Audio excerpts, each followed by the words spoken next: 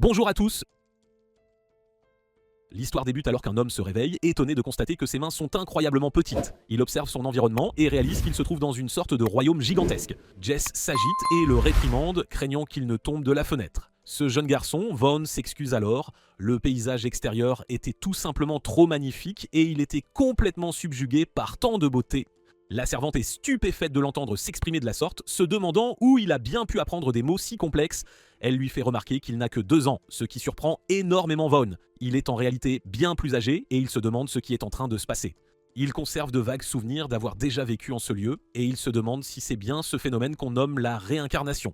Vaughn se rappelle que cela a fait son nom Till et son nom est Von Nefertio. Son père est le marquis et ses frères aînés se nomment Mercia, Jard et Sesto. Till est très impressionné par sa capacité à prononcer tous leurs noms complets à son âge, mais Vaughn, lui, veut juste savoir où il se trouve exactement en ce moment. Tandis que toute la famille prend son petit déjeuner, on constate que chacun est très tendu et sérieux. Vaughn, lui, est tout le contraire de ses frères et toutes les servantes le trouvent absolument adorable. Il mange ses légumes comme un enfant modèle et les servantes le complimentent pour sa façon de bien mâcher sa nourriture. Elles l'adorent absolument, si bien que Vaughn se sent comme un VIP dans une sorte de club d'hôtesse. Vaughn met alors toutes les plaisanteries de côté pour faire le point sur sa situation actuelle. Il semble qu'il ait été réincarné dans ce nouveau monde, mais ses souvenirs de son existence au Japon sont toujours parfaitement intacts. Jazz aime, on perçoit toute la gravité du marquis lorsqu'il demande à Jard ce qu'il va étudier aujourd'hui. Jard répond immédiatement qu'il va apprendre la magie du feu et les formations de combat. Le marquis pose la même question à Sesto qui répond qu'il va étudier la magie. Le marquis se tourne ensuite vers Vaughn pour savoir ce qu'il va faire, mais sa réponse est un peu, disons, différente. Vaughn explique qu'il y a énormément de choses qu'il ignore, alors il pensait commencer par étudier la culture et l'histoire de leur nation. Cela choque instantanément tous ses frères, et le marquis ne peut s'empêcher d'éclater de rire. Il pensait avoir gâté Vaughn étant le dernier enfant de sa défunte épouse, Mira, mais il est heureux de voir qu'à seulement 2 ans, Vaughn est déjà un jeune homme accompli. Le marquis est très satisfait de sa croissance et il est certain que Vaughn possédera une puissante magie du feu tout comme Mira et lui-même. Le marquis affirme que l'avenir de la famille est entre de bonnes mains et il attend avec impatience l'évaluation de l'aptitude magique de Vaughn lorsqu'il aura 8 ans.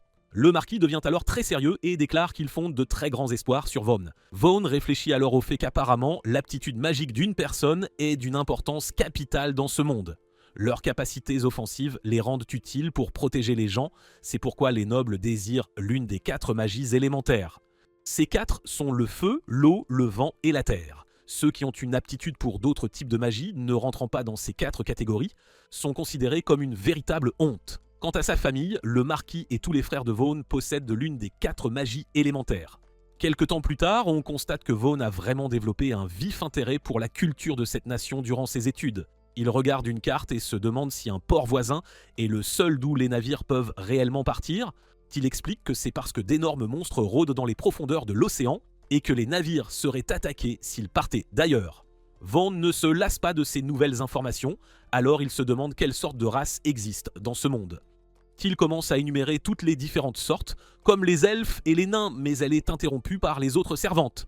Elle souligne que tout cela était bien trop compliqué pour un enfant de 2 ans, alors Tilde s'excuse.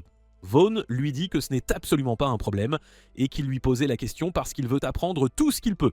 Il s'est intéressé à autre chose, alors il a demandé à Tilde de lui enseigner les outils magiques. Il commence par expliquer que les cristaux magiques, les pierres précieuses ainsi que certaines roches et minerais peuvent tous stocker de la magie. Grâce à cela, les gens peuvent fabriquer des outils magiques liés à leur aptitude magique. Les servantes sont étonnées de voir Vaughn absorber toutes ces informations, car il n'a encore que 2 ans. Juste à ce moment-là, leur petite leçon est interrompue par le majordome nommé Esparta. Esparta reconnaît que Vaughn a actuellement 2 ans et apprend à lire et à faire du calcul de base. Ce n'est pas suffisant pour Esparta, cependant, car il veut savoir exactement ce que Vaughn sait vraiment. Vaughn observe cet homme et pense qu'Esparta est un majordome talentueux, apparemment au service de son père depuis de nombreuses années. Ce type semble plutôt fiable, mais Vaughn ne peut s'empêcher de penser qu'il peut être vraiment effrayant parfois. Vaughn dit doucement que sa lecture n'est pas si bonne, alors Esparta veut entendre parler de ses compétences en calcul. Encore une fois, Vaughn parle doucement et explique qu'il peut faire un peu d'addition et de soustraction. Esparta ne perd pas de temps et lui donne un test rapide. Il lève quelques-uns de ses doigts et demande à Vaughn de lui dire combien de doigts il tient. Vaughn en compte correctement 5 et tout le monde attend patiemment de voir ce qu'Esparta va dire. Esparta déclare alors qu'il deviendra le tuteur de Vaughn et Vaughn est horrifié. Les leçons commencent immédiatement mais elles sont absolument brutales. Esparta ne ménage jamais Vaughn, mais grâce à ses leçons difficiles, Vaughn est capable d'apprendre à lire et à écrire en quelques semaines seulement.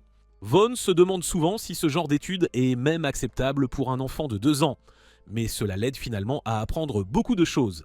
Vaughn a ensuite passé les 2 années suivantes à étudier du matin au soir et finalement il a eu 4 ans.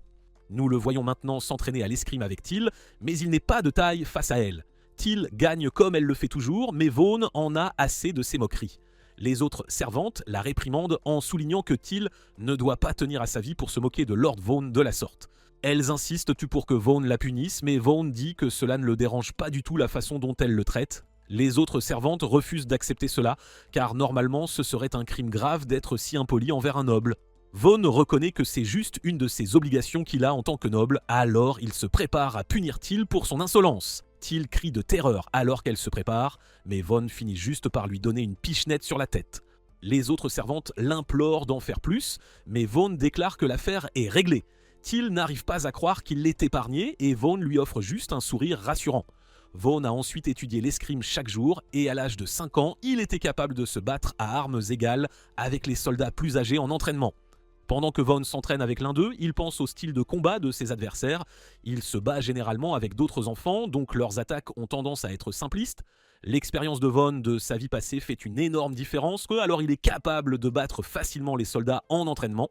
Après avoir démoli le gamin avec qui il venait de s'entraîner, les autres stagiaires disent que Lord Vaughn est vraiment incroyable. Ils n'arrivent pas à croire que Vaughn est vraiment bon avec une épée en plus de tous ses autres talents et ils l'appellent un vrai prodige. Vaughn est aussi très gentil car il aide le gamin à se relever. Cela étonne aussi les autres car contrairement à Jard et Sesto, Vaughn leur parle malgré leur statut inférieur.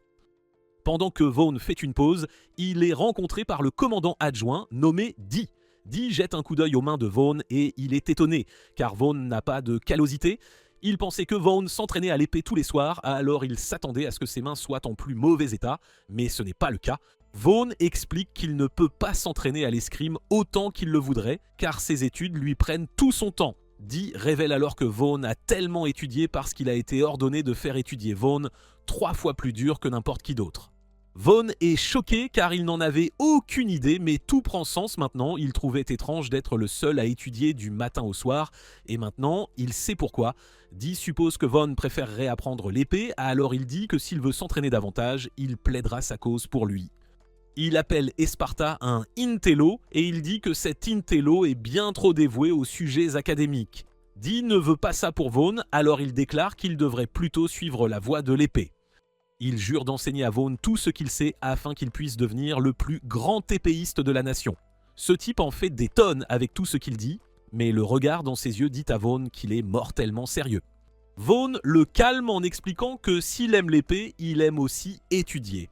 Il n'y a qu'un temps limité dans la journée, mais Vaughn jure de faire de son mieux pour faire les deux. Dee accepte sa décision et dit qu'au moins il instruira personnellement Vaughn pour ses leçons d'épée. Vaughn est intimidé par la détermination de ce type. Alors il dit à Dee d'y aller doucement avec l'entraînement. Dee l'assure qu'il le fera car il dit qu'il n'a pas oublié que Vaughn est encore un enfant. Dee est vraiment impatient de lui apprendre à se battre. Quelque chose dit à Vaughn que l'entraînement à l'épée sera assez intense. Vaughn finit par avoir raison, car l'entraînement de Dee fait que Vaughn balance son épée des centaines de fois. Il dit à Vaughn de faire 100 coups vers le haut et 100 balayages au milieu encore et encore. Leur entraînement est absolument implacable et il semble ne jamais finir. Finalement, Vaughn trouve un moment pour reprendre son souffle et il ne peut s'empêcher d'appeler Dee un démon. Dee n'a pas fini cependant car il remarque que Vaughn ne fait vraiment rien pendant sa pause. Il ne peut pas accepter ça, alors il dit à Vaughn qu'il devrait se reposer en position accroupie au lieu d'utiliser une chaise. Dee devient assez fou, alors Vaughn pense qu'il n'est peut-être pas un démon après tout et qu'il est peut-être juste un idiot. Jess puis Teal arrivent pour donner une serviette à leur héros. Vaughn reconnaît que sa vie a été assez rude, mais chaque jour a été amusant depuis qu'il a été réincarné. En regardant les gens autour de lui, Vaughn dit qu'il ressent une satisfaction qu'il n'a jamais connue dans sa vie passée. Vaughn ne veut rien prendre pour acquis, alors il décide qu'il doit profiter pleinement de cette vie amusante qu'il a dans ce monde. Un peu plus tard, Vaughn passe en revue ce qui s'est passé jusqu'à présent. Après avoir été réincarné, il a été considéré comme un prodige à l'âge de 6 ans. Chaque jour, il a suivi ses études épuisantes et son entraînement à l'épée. Un jour, le corps de Vaughn lâche même en plein milieu de ses études, jusqu'à ce qu'il dise qu'il semble vraiment épuisé. C'est la même chose jour après jour, et ça devient trop pour lui. Vaughn a réalisé qu'à ce rythme, il n'allait jamais pouvoir profiter de sa nouvelle vie. C'est pourquoi il dit maintenant à Teal qu'il veut sortir jouer. Elle se demande s'il y a un endroit où il aimerait aller, alors Vaughn y réfléchit. Il décide finalement d'aller au marché, alors il s'y dirige immédiatement. Pendant qu'il était là, Vaughn pense qu'il n'est pas exactement en bon terme avec ses frères. Ils sont tous très compétitifs, car celui qui finira par être le plus fort d'entre eux prendra la tête de la famille. Vaughn sait qu'il doit être prudent, car s'il se démarque trop en tant que prodige, ses frères pourraient essayer de mettre fin à sa vie. Si les choses continuent comme elles sont, Vaughn sait qu'il ne pourra pas profiter de sa vie en paix. C'est pourquoi Vaughn a décidé de devenir un paresseux, afin de pouvoir être un enfant normal au lieu d'un prodige. Vaughn s'amuse maintenant en remarquant qu'il y a tellement d'activités sur le marché. C'est le plus grand marché de la ville et il est juste à côté de la chambre de commerce. Cette entreprise est énorme et elle a des succursales partout dans le royaume. Juste à ce moment-là, Vaughn entend un bruit fort au loin et il voit que cela vient de quelqu'un qui crie sur un enfant ligoté. Le gars dit à tout le monde d'arrêter de les regarder parce qu'il ne fait pas de spectacle et il est choqué quand les gardes de Vaughn se préparent. Vaughn les arrête et il demande à l'homme pourquoi le garçon avec lui est ligoté. L'homme explique que ce garçon est son fils et qu'il peut faire ce qu'il veut avec lui. Vaughn est surpris par cette réponse et l'homme explique qu'il est ici pour vendre son fils en esclavage. Cela déroute Vaughn, alors Teal explique comment les choses se passent ici. Depuis longtemps, les familles pauvres vendent les enfants qu'elles ne peuvent pas nourrir en esclavage pour gagner de l'argent et survivre. Vaughn pense à quel point c'est épouvantable et il se demande ce qu'il peut faire. Juste à ce moment-là, une femme sort de nulle part et elle se demande si Vaughn est le plus jeune fils du marquis. Teal confirme qu'il est le jeune prodige et elle montre même à la femme son blason familial. La femme est ravie car tout le monde a parlé de Vaughn et elle l'accueille à la chambre de commerce. Son nom est Rosalie et elle dit qu'ils ont tout ce que Vaughn pourrait désirer à l'intérieur de cet endroit. Vaughn pointe immédiatement l'enfant et il explique qu'il va être vendu en esclavage. Vaughn veut savoir combien il va coûter, alors Rosalie le regarde. Elle se demande si l'enfant a une aptitude magique, alors l'homme explique qu'il est capable d'utiliser la magie du vol. Ce n'est pas très précieux, alors Rosalie explique qu'il ne paierait pas plus de 3 grandes pièces d'argent pour lui. Malheureusement, cela rend l'homme furieux et il décharge sa colère sur son fils. Il dit qu'il ne vaut rien et il appelle son fils un vaurien inutile. L'homme le traîne alors qu'il prévoit d'essayer de le vendre dans un autre magasin, mais il est arrêté net. Une voix sort de nulle part disant qu'il achètera le garçon et tout le monde est choqué de voir que c'est Vaughn. L'homme est décontenancé alors que Vaughn propose de l'acheter pour 5 pièces d'argent et Vaughn demande à Teal d'aller chercher l'argent. Il paie l'homme les 5 pièces d'argent et le gars n'hésite même pas à laisser son fils derrière lui. Vaughn se demande si le gamin va bien, mais le gamin ne dit pas un seul mot. Vaughn enlève la corde qui le ligotait et le gamin sort de son choc. Vaughn se présente et le gamin révèle que son nom est Khamsin. Vaughn lui explique joyeusement qu'il est libre maintenant, alors il peut aller où il veut. Teal est surprise car elle pensait que Vaughn l'avait acheté pour être un esclave, mais ce n'est pas du tout ça. Vaughn a juste senti qu'il devait aider le gamin, alors c'est ce qu'il a fait. Il se demande si Khamsin a un endroit où aller, mais encore une fois, il se tait.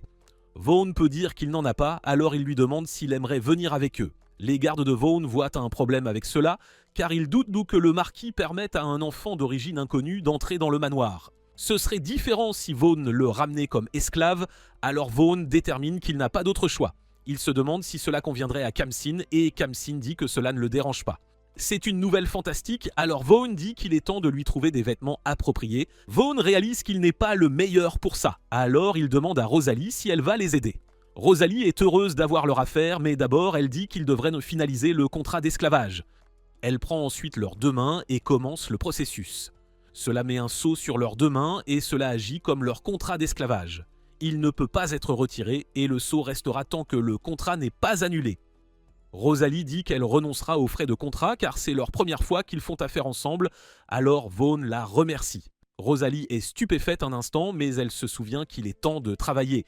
Alors qu'elle court pour commencer, Rosalie n'arrive pas à croire qu'elle ait été remerciée par un noble. Vaughn est content d'avoir enfin tout réglé, alors il emmène Khamsin se faire arranger. Un peu plus tard, on voit que Khamsin ressemble à une personne différente alors qu'il informe Vaughn que Dee le cherche. Vaughn propose de donner un cookie à Khamsin s'il dit à Dee qu'il n'est pas là, mais Khamsin souligne que Dee sait déjà qu'il est là. Khamsin se régale du cookie de toute façon et Vaughn se demande où sont ses gants. Khamsin explique qu'il n'en a pas besoin, mais Vaughn se demande s'il est vraiment d'accord pour montrer son sceau d'esclave. Khamsin n'est pas seulement d'accord, il est en fait fier du sceau. Il déclare que cela symbolise son amitié avec Vaughn, alors il aime le montrer. Vaughn souligne qu'il lui a acheté ses gants, alors Khamsin jette tout ce qu'il vient de dire par la fenêtre et il met les gants. Juste à ce moment-là, Dee arrive à la recherche de Vaughn, mais Khamsin lui dit que Vaughn n'est pas là. Dee dit que quelqu'un a vu Vaughn entrer dans cette pièce, mais Khamsin dit qu'il doit se tromper. Khamsin déclare qu'il ne peut pas être sûr, mais il croit que la personne a juste halluciné à cause de ses forts sentiments pour Vaughn. L'enquête de Dee n'est pas terminée car il remarque les miettes de cookies sur le visage de Khamsin qui n'étaient pas là avant. Khamsin nie qu'elles aient jamais été là, mais Dee l'a vu les essuyer. Dee en a fini avec les jeux car il détermine que Vaughn a dû soudoyer Khamsin pour mentir. Dee est impressionné par l'audace de Khamsin de mentir en face, alors il décide qu'il entraînera Khamsin à la place de Vaughn. Khamsin n'arrive pas à y croire, mais il ne peut rien faire alors que Dee l'emmène commencer leur entraînement à l'épée. Vaughn voit qu'il est sûr de sortir et il ne peut que s'excuser auprès de Khamsin de l'avoir laissé prendre le blâme. Un peu plus tard, on voit que tout le royaume parle de Vaughn. Il a enfin eu 8 ans, ce qui signifie qu'il est temps d'évaluer son aptitude magique. Tous ses frères ont une aptitude pour la magie du feu ou du vent, et tout le monde est sûr que Vaughn possédera la magie du feu. Tout le monde attend avec impatience de voir les résultats de Vaughn et ils lui souhaitent tous le meilleur car il est si gentil avec tout le monde. Malheureusement, l'histoire prend une tournure très sombre lorsque le marquis apprend les résultats du test d'aptitude de Vaughn. Il révèle que Vaughn n'a aucune aptitude pour aucune des 4 magies élémentaires et le marquis est furieux. La nouvelle est encore pire car le marquis apprend que l'aptitude de Vaughn est en fait pour la magie de production. Vaughn est terrifié par la réaction de son père et la tension commence à remplir toute la pièce. C'est le pire résultat possible car le marquis explique que la magie de production est connue comme le type le plus malheureux de tous. Elle permet à son utilisateur de créer des épées et des accessoires en préparant des matériaux et en visualisant le résultat dans son esprit. Le problème est qu'elle consomme beaucoup de mana et ces choses peuvent être produites sans magie de toute façon, donc la magie de production est pratiquement inutile. En plus de cela, le marquis se demande comment Vaughn est censé protéger les gens de cette nation avec ce genre de magie. Le marquis dit que sa défunte épouse, Mira, était une puissante mage du feu, et lui aussi. Leur pouvoir a été transmis à leurs autres fils. Le marquis ne peut que se demander comment lui et sa femme ont donné naissance à un mage de production inutile. Vaughn est le dernier enfant que Mira lui a laissé avant son décès, alors le marquis est furieux. Il a un moment de clarté terrifiant alors qu'il réalise qu'il a été un fou d'avoir eu des espoirs. Vaughn a montré des talents très rares malgré son jeune âge, alors le marquis s'est laissé penser que Vaughn deviendrait quelque chose de plus. Il est clair maintenant qu'il s'est trompé, et le marquis n'arrive pas à croire que sa maison ait produit un tel échec honteux. Le marquis a saisi son épée, alors Vaughn réalise à quel point la situation est dangereuse. Son père ne se soucie que de la force de leur famille, alors Vaughn commence à paniquer car il peut dire que son père est prêt à mettre fin à sa vie. Le marquis réalise ce qu'il doit faire, il lève son épée devant son fils. Vaughn ne peut qu'observer, horrifié, totalement impuissant, cherchant désespérément une issue. Juste à ce moment, avant que Marquise ne puisse le frapper, Mercia intervient pour l'arrêter. Marquise exige de savoir ce que cela signifie, alors Mercia lui explique qu'il a une idée. Il y a un village isolé, sous-développé à cause de son emplacement, mais qui fait toujours partie de leur domaine. Mercia a un plan pour cet endroit, alors il suggère de laisser cette zone à Van. Marquise connaît ce village sans nom, mais il se demande pourquoi Mercia pense que c'est une bonne idée. Mercia commence son explication en disant que le village compte un peu plus de 100 habitants. Rien de spécial n'en sort jamais, mais les ressources magiques des montagnes voisines sont très puissantes. Ce village fait partie du territoire que Marquise a obtenu lors de sa promotion, mais il est situé entre 2 pays en guerre. Ce territoire a des problèmes de loyauté, il bénéficierait grandement à y envoyer Vaughn pour gagner leur confiance. C'est incroyablement dangereux dans le village car il est entouré par la guerre et sous les attaques constantes de monstres. C'est aussi un endroit impossible à défendre, pratiquement un piège mortel. Marquise allait de toute façon mettre fin à la vie de Van, alors Mercia pense qu'il pourrait au moins l'utiliser en l'envoyant au village. Marquise aime l'idée, alors il range son épée et déclare que Van deviendra le seigneur de ce village. Il dit à Mercia qu'il a fait du bon travail car il a trouvé une bonne utilité pour l'inutile Van. Van est absolument choqué alors qu'ils partent et Mercia s'excuse. Il ne pouvait supporter de voir quoi que ce soit d'horrible arriver à Von, alors il a fait cette proposition hâtive. Von est envoyé dans un endroit dangereux, alors Mercia dit qu'il est libre de le haïr s'il le souhaite. Von souligne qu'il ne serait pas en vie en ce moment sans Mercia, alors il est en fait très reconnaissant. Mercia promet de faire tout ce qu'il peut pour l'aider, alors les deux frères se serrent à la main. Le lendemain matin, Till dit qu'elle se fiche des résultats d'un stupide test. Même sans magie, Von reste un noble sage et intègre à ses yeux. Elle est furieuse que Von soit envoyé dans un village reculé et qualifie cela d'outrageux. Von la remercie de s'inquiéter pour lui, mais il dit qu'en ce moment, il a hâte d'y être. Un seigneur de village rural n'aura pas grand-chose à faire. Alors Von se réjouit d'avoir plus de temps libre. Si tout se passe bien, Von croit qu'il pourra enfin vivre une vie amusante et décontractée. Il est vraiment optimiste en déclarant qu'il en fera un endroit où il aimera vraiment vivre. Malheureusement, le roi se fiche de Von maintenant, alors il est envoyé sans aucun chevalier. Les seules personnes qui l'accompagneront sont 10 aventuriers que Mercia a engagés. Au début, ils allaient seulement le laisser prendre Khamsin avec lui, mais Von sait que cela aurait été terrible pour eux. Heureusement, son frère a empêché cela, il ne peut que remercier Mercia. Jess et elle arrivent pour rappeler à Von qu'elle est sa femme de chambre personnelle. C'est pourquoi elle l'accompagnera. Dee apparaît de nulle part et révèle qu'il viendra aussi. Il compte toujours enseigner à Von tout ce qu'il sait sur l'épée et rien ne l'arrêtera. C'est un geste très gentil, mais Von ne peut s'empêcher de penser qu'il va le soumettre à plus d'entraînement. Juste à ce moment, Esparta est le suivant à dire qu'il vient aussi, car il vient de prendre sa retraite de majordome. Il a décidé de superviser les études de Von pour le plaisir pendant sa retraite, et Von n'arrive pas à croire que tout le monde le rejoigne. Alors qu'ils partent, Till fait remarquer que Von a un grand sourire. Von ne l'avait pas réalisé au début, mais maintenant, il peut dire qu'il était vraiment anxieux à l'idée de partir seul. Von pense alors que le blason familial n'est pas sur cette calèche, car Marquise voulait l'envoyer sans que personne ne le sache. Von s'attendait à un départ triste de chez lui, mais une petite fille sort de nulle part pour lui dire au revoir. Il s'avère que tout le royaume sait qu'il part et qu'ils se sont tous rassemblés pour lui souhaiter bon voyage. L'un de ses chevaliers explique que Dee était contrarié d'apprendre que Von était envoyé en secret. Il ne pouvait rien faire pour l'empêcher de partir, alors Dee voulait au moins s'assurer que son départ soit grandiose. Von fait remarquer que personne n'était censé le savoir, mais il n'y a aucun moyen de le dire à Dee car le soldat dit qu'il dort en ce moment.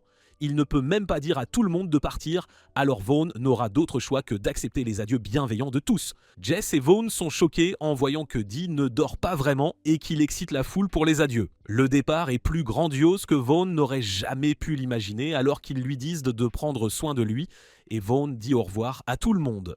En chemin vers le village, Von essaie son pouvoir pour la première fois.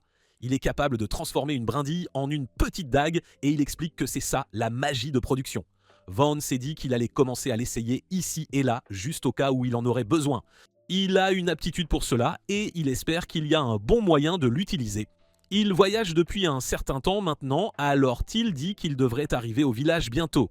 Von dit à Khamsin que s'il n'aime pas le village, il peut retourner au manoir. Ils ont un contrat d'esclavage, mais Von ne veut pas le forcer à vivre dans le village. Il dit qu'il peut libérer Khamsin du contrat et qu'il dirait à Mercia de s'assurer qu'il est bien traité. Khamsin, bien sûr, refuse l'offre en déclarant qu'il a déjà décidé de dédier sa vie à Von.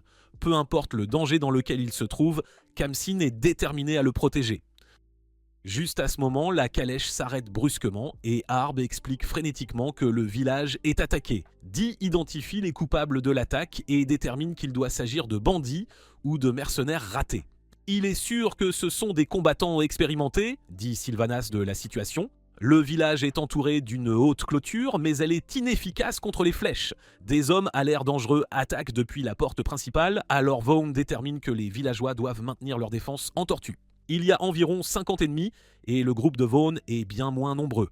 Dee demande à Vaughn la permission de rejoindre la bataille, car s'ils attaquent Nole tous ensemble, ils devraient pouvoir vaincre les bandits. Les aventuriers que Mercia a engagés ne sont pas d'accord, car ils pensent que c'est trop dangereux. L'ennemi les surpasse largement en nombre et ils ne feraient que jeter leur vie par la fenêtre. Dee reconnaît cet homme comme Orto l'aventurier et il dit qu'il est conscient du danger. Il sait déjà qu'ils subiront des pertes, mais il est sûr qu'ils peuvent repousser les bandits. Orto souligne que les aventuriers n'ont été engagés que pour garder Vaughn jusqu'à ce qu'ils atteignent le village et qu'ils n'accepteraient jamais une quête qui risquerait la vie de ses camarades. Dee ne recule pas en expliquant que ce village est le premier territoire de Van. Les villageois sont ses premiers citoyens, alors ils doivent tirer leurs épées pour les protéger du danger. Orto admire sa chevalerie, mais il explique que cela n'a rien à voir avec des aventuriers comme eux. Dee est furieux, mais il sait qu'il ne peut pas les forcer à se battre. Au lieu de cela, il leur a juste demandé de protéger au moins Van, et il dit qu'ils peuvent s'enfuir si les choses tournent mal. Orto accepte de le faire, mais Asparta était maintenant celui qui s'y oppose. Si la vie de Dee est prise au combat, le village n'aura pas d'avenir même s'ils prennent le contrôle. Il dit qu'ils ne peuvent pas risquer cela, alors ils ne peuvent que se demander ce qu'Esparta pense qu'ils devraient en faire. Esparta rappelle à tous que bien qu'il ait servi comme simple majordome au manoir, il est toujours un mage élémentaire. Il leur assure qu'ils peuvent compter sur ses prouesses au combat, mais les aventuriers ont du mal à croire que ce type puisse se battre. Asparta passe directement à l'explication de son plan en disant qu'il va d'abord créer un mur défensif. Il servira de bouclier, alors il a demandé aux aventuriers de lancer des attaques à distance derrière lui. Une fois que l'ennemi se concentrera sur les attaquants à distance, Dee et ses hommes le chargeront par le flanc. Ils sont sévèrement en infériorité numérique, mais une série d'attaques surprises améliorera leurs chances de victoire. Vaughn se demande si Esparta compte vraiment rester derrière et se battre. Alors Esparta révèle que c'est toujours son plan. S'il n'agit pas comme un leurre et ne continue pas d'attaquer derrière le mur, alors Dee et ses hommes perdront leur vie pour rien. Vaughn est toujours contre, car il est sûr qu'Esparta perdra la vie au combat, mais Esparta ne fléchit pas. Il déclare que c'est une dernière chance de montrer la force de son vieil homme et il supplie Vaughn de lui accorder cette requête égoïste. Vaughn admire sa détermination, mais il souligne qu'Asparta a tant contribué à sa famille. Vaughn refuse de laisser sa vie se terminer dans un endroit pareil, et il dit la même chose pour Dee et ses hommes. S'ils perdent leurs stratèges experts comme Asparta et leurs meilleurs combattants Dee, alors il leur sera impossible de développer cette terre. Si Vaughn échoue à cette mission, il est sûr que son père lui ôtera la vie. Vaughn ne peut permettre que tout cela arrive, alors il déclare qu'il sera celui qui agira comme leur. Tout le monde est choqué par sa décision jusqu'à ce que Teal refuse immédiatement. Elle préférerait le faire elle-même et Khamsin dit la même chose. Vaughn apprécie ce qu'ils essaient de faire, mais Teal, lui, est très précieuse et il ne veut pas voir sa vie se terminer. Il en va de même pour Khamsin, surtout parce qu'il devrait être libre en ce moment et profiter de sa vie. Vaughn a déjà pris sa décision, alors il déclare qu'il conduira la calèche dans la bataille et attaquera de front. De cette façon, le reste de leur groupe pourra attaquer à distance sur les deux flancs. Dee essaie de l'arrêter une fois de plus, mais Vaughn lui rappelle quelque chose. Il s'est entraîné à l'épée avec lui tous les jours, alors il ne perdra pas sa vie facilement. Vaughn dit que même s'il devait perdre la vie ici, il ne peut imaginer une meilleure fin pour un seigneur que de sacrifier sa vie pour son peuple. Le discours de Vaughn est incroyablement inspirant, et Orto est complètement choqué par la détermination de Vaughn. Orto détestait l'idée de garder un noble quand il a entendu parler de la mission pour la première fois, car il croyait qu'il n'y avait pas d'homme bon parmi la haute noblesse. Il était sûr qu'il méprisait tous les aventuriers et les gens du commun, alors aucun d'eux ne valait la peine d'être protégé. La seule raison pour laquelle il a accepté la quête était qu'il voulait continuer à obtenir des emplois bien rémunérés de la guilde, alors il n'avait pas le choix. Orto fut surpris quand Van arriva pour saluer les aventuriers en apprenant qu'ils seraient ceux qui le garderaient. Van se présenta poliment et les remercia pour leur service. Les autres aventuriers soulignèrent à quel point Orto avait tort en disant qu'il n'y avait pas de bon noble, car Van était clairement un jeune homme poli. Après le départ de Van, les autres aventuriers furent soulagés de voir qu'il garderait un enfant ordinaire. Même Orto dut admettre qu'il s'était trompé en réalisant que tous les nobles n'étaient pas les mêmes. Van est un bon enfant, et voir à quel point il est déterminé à protéger son village a changé la vie d'Orto. Orto s'avance et dit que juste cette fois, il confiera leur vie à Van. Van essaye de l'arrêter, mais Orto l'interrompt. Un enfant qui dit qu'il est prêt à risquer sa vie ne peut être ignoré, et Orto ne pourrait pas faire face à ses camarades s'il ne faisait rien. Ses camarades sont exactement sur la même longueur d'onde, réalisant à quel point ils s'étaient trompés auparavant. Ils avaient l'habitude de ridiculiser l'idée qu'un noble ait de la détermination, car les nobles qu'ils avaient rencontrés jusqu'à présent n'étaient que des paroles. Vaughn, en revanche, était prêt à risquer sa vie et tout le monde est inspiré. Vaughn n'avait aucune idée qu'il avait ce genre d'effet sur Pluriel et les autres, et Pluriel ne peut que rire, car Vaughn a même pris le temps de mémoriser les noms d'aventuriers comme eux. Ce sont ce genre de choses que Van fait qui leur donne l'impression de pouvoir lui confier leur vie.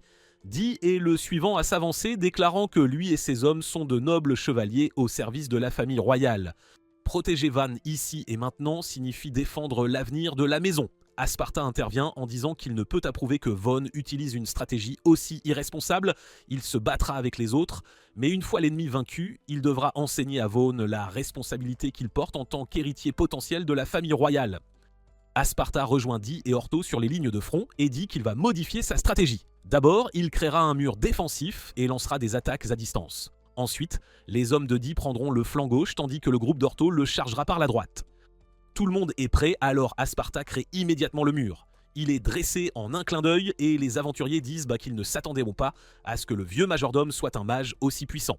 Ils sont aussi toujours impressionnés par Van, et Ortho dit même qu'il l'accueillerait volontiers comme roi. Les bandits, quant à eux, n'ont pas remarqué le mur géant qu'Asparta a érigé derrière eux.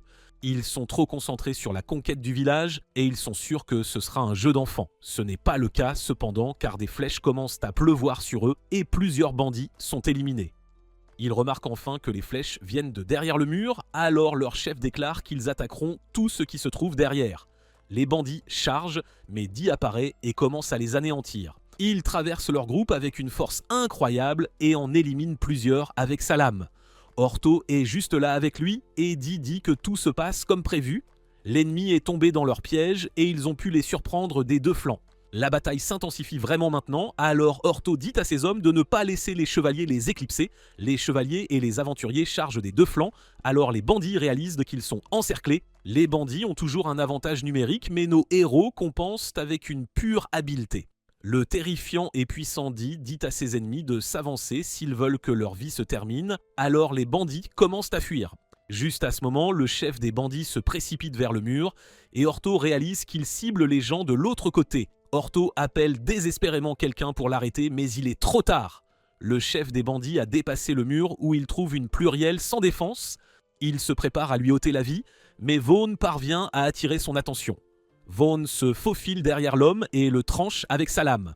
Khamsin enchaîne ensuite l'attaque de Vaughn et met fin à la vie du chef des bandits. La bataille n'est pas encore terminée cependant car Vaughn dit qu'il y a de fortes chances que l'ennemi se concentre sur leur position. Il dit à tout le monde de faire attention à ce qui est devant eux et Pluriel ne peut que se demander comment Vaughn peut être si calme. La bataille se termine un peu plus tard et Ortho examine la situation. L'ennemi a subi d'énormes pertes tandis que Vaughn et son groupe n'ont eu aucune victime. C'est le meilleur résultat possible et c'est une victoire complète. Une fois qu'Ortho recevra le paiement, leur quête sera terminée et ils pourront partir. Cependant, Ortho dit qu'il est devenu curieux du potentiel de Van. Il sait qu'il n'y aura pas beaucoup d'argent à gagner, mais il se demande ce que son groupe pense de rester dans ce village un certain temps. Certains aventuriers préféreraient en partir pour une autre quête, alors ils s'en vont. Bartol et ses hommes restent. Pluriel est particulièrement intéressée à rester car Van lui a sauvé la vie et elle veut le rembourser. Les autres ont été vraiment impressionnés par la façon dont Van s'est comporté sur le champ de bataille et ils n'arrivent à pas à croire qu'il n'a que 10 ans. Il est aussi beaucoup plus gentil que n'importe quel autre noble qu'ils aient jamais rencontré, alors ils sont tous impatients de voir ce que ce village deviendra sous la direction de Van. Ortho se demande s'ils sont tous prêts à rester ici pour aider Van et ils sont tous d'accord.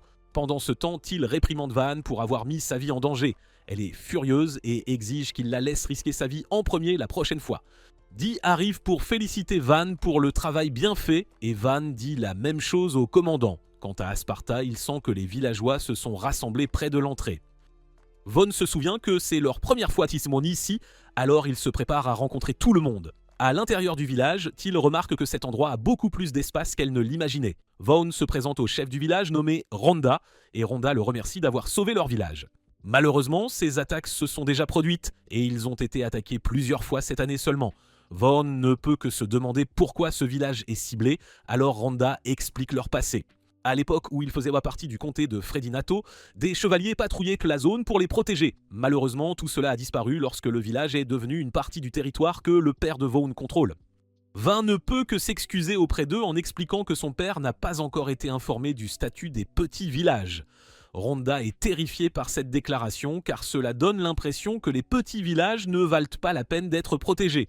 Ils ne payent pratiquement rien en impôts, alors il craint que ce ne soit la raison pour laquelle le roi ne se soucie pas d'eux. Vaughn essaie de les calmer en disant que se plaindre de l'état du royaume ne servira à rien, mais cela ne fait qu'empirer les choses. Les villageois ne veulent pas entendre ce genre de discours d'un noble car il ne peut pas comprendre à quel point les choses sont difficiles pour eux. Vaughn essaie de les calmer à nouveau en expliquant que sa principale préoccupation est l'avenir de ce village. Il admet que les nobles ont leurs défauts et qu'ils sont à blâmer pour avoir voté des lois qui ne profitent pas aux petits villages.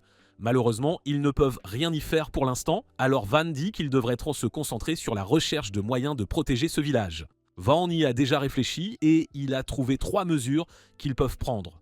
Premièrement, Van dit qu'ils doivent produire quelque chose de si précieux que le royaume ne pourra pas ignorer ce village. Ensuite, ils doivent régulièrement gagner suffisamment d'argent pour embaucher des mercenaires. Enfin, ils doivent améliorer et développer le village eux-mêmes. Les villageois disent qu'ils ont déjà eu des idées comme ça, mais c'est toujours plus facile à dire qu'à faire. Vaughn reconnaît que cela a dû être difficile auparavant, mais il déclare que les choses ne seront différentes maintenant car leur nouveau seigneur est arrivé. Ce village est tout ce qui lui importe maintenant, alors il fera tout ce qu'il peut pour le défendre et le développer. Ces paroles inspirantes n'ont aucun effet sur les villageois, alors Van peut dire qu'ils ne lui font pas encore confiance. Juste à ce moment, Asparta se présente et explique qu'il a servi le roi comme son majordome en chef pendant de nombreuses années. Il se porte garant de Vahan en expliquant qu'il lui a été confié des terres à l'âge de 8 ans après avoir été considéré comme un prodige. Dee se présente ensuite en disant qu'il est le commandant adjoint des chevaliers du roi et il se porte également garant de Vahan.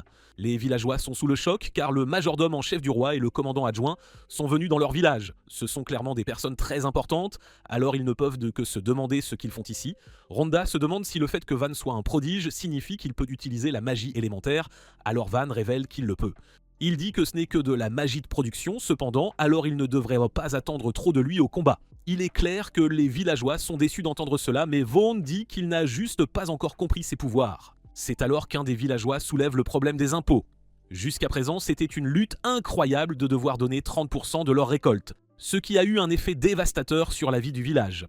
Vaughn ne perd pas un instant pour régler ce problème, déclarant qu'ils peuvent réduire les taxes à 10% pour un certain temps. Il a de nombreux projets pour ce village, il est donc primordial d'assurer d'abord un mode de vie stable et serein. Les villageois sont sous le choc d'apprendre que les impôts vont être réduits, c'est un immense soulagement pour eux. Vaughn déclare qu'il est temps de se mettre au travail et qu'ils commenceront par renforcer les murs défensifs du village. Ils se demandent si le mur de terre de Sabarda est durable, mais malheureusement non. Il maintient son intégrité tant qu'il est actif, mais quand le mana s'estompe, il redevient un simple monticule de terre. Vaughn décide qu'ils devront remplacer ce mur par quelque chose de plus solide, mais il leur faut une solution provisoire. Ce ne sera qu'une mesure temporaire, alors il demande à Esparta de leur créer un mur de terre. Esparta s'exécute immédiatement et tous les villageois sont stupéfaits par son incroyable puissance. Vaughn veut aussi construire des douves pour ralentir les intrus, alors il leur dit de laisser ce travail aux chevaliers. Vaughn a vraiment capté l'attention des villageois maintenant, alors il leur dit que la coopération de chacun est vitale en ce moment. S'ils s'unissent tous, ce village pourra renaître plus fort qu'il ne l'a jamais été. Quelque temps après, Till se demande ce que Vaughn fait dans les bois. Il explique qu'il pensait tester sa magie de production, alors il a rassemblé une pile de bois. Alors qu'il essaie sa magie, Vaughn sent une chaleur monter lentement au creux de son ventre. Vaughn se remémore le processus d'utilisation de la magie de production, se rappelant de se concentrer sur le contrôle de son mana. Une fois que le mana atteint le bout de ses doigts, il doit sentir chaque fibre du bois. Ensuite, il les filera ensemble pour les rendre plus solides, comme un fil retors, avant de tisser les fibres encore plus serrées pour former un bloc de bois. Le processus est un succès complet. Vaughn crée le bloc, mais les autres ne peuvent que se demander ce que c'est. Vaughn explique que c'est un bloc de fibres et il le compare à la façon dont la microfibre est fabriquée. Malheureusement, la microfibre n'existe que dans son ancien monde, alors les autres n'ont aucune idée de ce dont il parle. Quelque temps après, Ortho passe par là et il est choqué de voir ce que Vahan a fait. Till explique que Vahan a fabriqué ces blocs et les aventuriers ne peuvent s'empêcher de remarquer leur nombre. Ortho en touche un et constate qu'ils sont plus légers et plus durs qu'il ne l'avait imaginé. Van lui donne la permission d'en couper un en deux, mais Ortho découvre qu'il ne peut même pas le rayer avec sa lame. Ortho dit qu'il a frappé assez fort pour couper une pierre, mais ce bloc créé par Vaughn est incroyablement résistant. Aucun d'eux n'a jamais rien vu de tel auparavant et ils se demandent tous si c'est vraiment juste fait de bois. Vaughn est satisfait de ce qu'il a créé et il estime que ces blocs pourraient être étonnamment utiles. Quelque temps après, Till se demande si Vaughn a déjà épuisé son mana, car il a créé toutes sortes d'armes et d'outils. Vaughn dit qu'il se sent bien et qu'il ne comprend pas pourquoi la magie de production a si mauvaise réputation.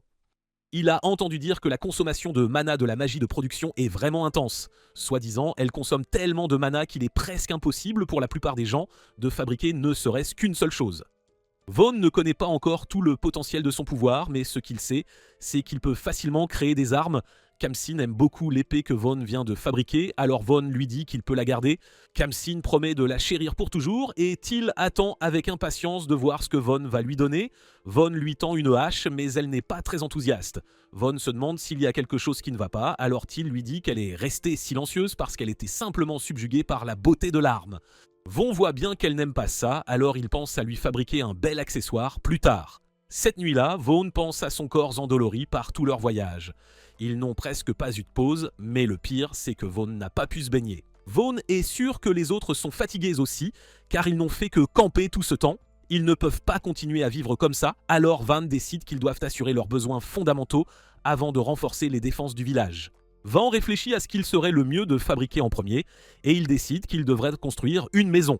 Le lendemain, Rondo se demande ce que font nos héros, alors Vaughn révèle qu'ils sont en train de se construire une maison. Cet endroit était autrefois une place publique, mais il n'a pas été utilisé depuis très longtemps. Il y a beaucoup d'espace, alors Rondo dit que c'est l'endroit parfait pour le manoir de Vaughn.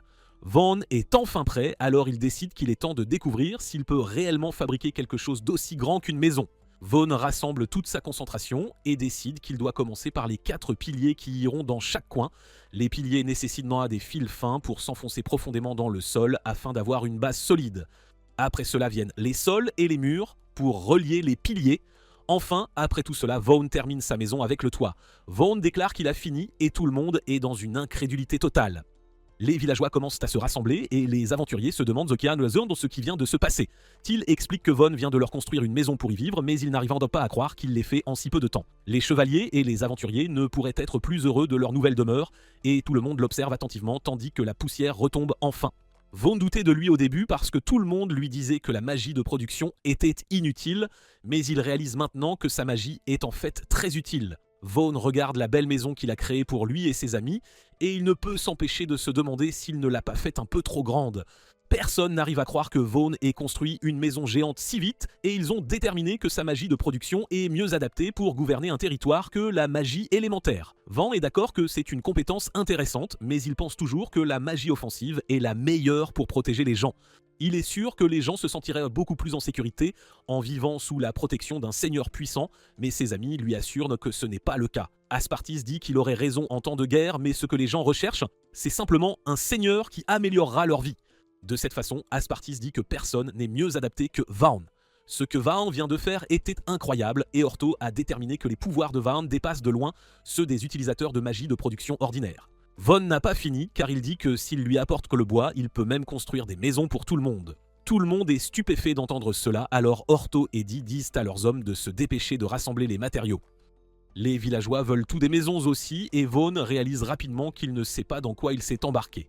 Leurs maisons sont en très mauvais état, alors Vaughn décide qu'il va commencer par rénover radicalement la vie des habitants du village.